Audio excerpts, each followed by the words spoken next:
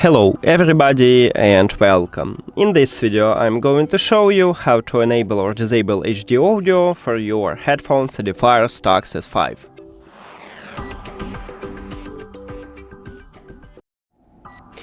So, to enable or disable it, we will use developer option. So, if you don't know how to enable developer option for your phone, you can check a video just for your phone at this channel.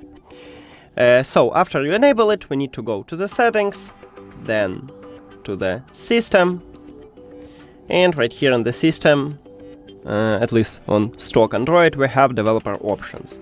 And right here, you need to scroll down and find HD audio, or you can use a search and write HD audio here. And right here, it's located in the developer options, so tap at this line, and right here we have it. So, to disable it, you need to tap one time at the slider if the slider have colorful background. And to enable it, you need to tap also at the slider, but if the slider have empty background.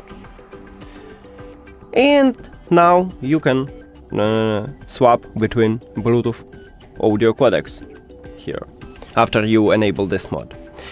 Thank you for watching this video. If you found it helpful, please consider subscribing to channel and leave the like on the video. See you later!